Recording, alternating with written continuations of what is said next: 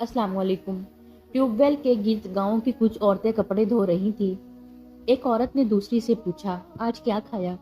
उसने जवाब दिया, कोई 1 महीना पहले खीर की देग उतारी थी। उस दिन से रोजाना खीर ही खा रही हूँ। एक औरत के कान में यह बात पड़ी तो इसने सोचा, मैं भी ऐसा ही करती हूँ। खीर वैसे भी इसकी पसंदीदा डिश थी। चनाचे इसने घर पहुंचते ही खीर की देग उतारने का प्रोग्राम बनाया। वो खीर की देग सबसे छुप कर महीना भर अकेली खाना चाहती थी।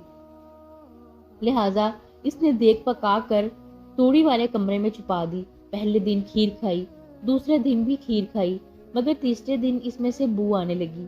मजबूरन भरी देग जाया करनी पड़ी। अगले दिन फिर से वो ट्यूबवेल पहुंची तो कपड़े धोते हुए इसी औरत से पूछ लिया कि आज क्या खाया। तो इसने वही जवाब दिया, 1 माह से हर रोज खीर खा रही हूँ। वो इसके पास गई और हैरानी से पूछने लगी, बहन, मैंने तो 2 दिन खाई, तीसरे दिन इतनी शदीद बू आने लगी कि मजबूरन जाया करनी पड़ी। तुम्हारी हिम्मत है जो 1 माह से खाए जा रही हो। वो औरत इसकी बात सुनकर हंस पड़ी और कहने लगी, मैंने 1 माह पहले खीर की देग उतरवा के मोहल्ले के हर घर में बांट दी थी।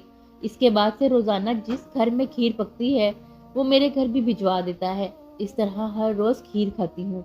दूसरों की खुशी गम में शरीक हों, राह चलते लोगों को सलाम करें, अजीजों अकारब के लिए खास वक्त निकालें, महफिलों और दावतों का रिवाज आम करें, मुआशरे की फलाह बहबूद पर खर्च करें। अगर आप ऐसा करते हैं तो यकीन करें आपके फीलिंग सेट पर गर्द और इतराफ हर कोई फिक्रमंद दिखाई देगा। राह चलते हुए पलट कर ना जाने कितने सलाम आने लगेंगे। खुशी गमी में खुद को तन्हा नहीं पाएंगे। दोस्तों, उम्मीद है आज की कहानी से आपने सबक हासिल किया होगा। वीडियो पसंद आई हो तो वीडियो को लाइक करें, चैनल सब्सक्राइब करें, अपने दोस्तों के साथ शेयर करें और कमेंट सेक्शन में अपनी राय का इजहार लाजमी करें। अल्लाह हाफिज़।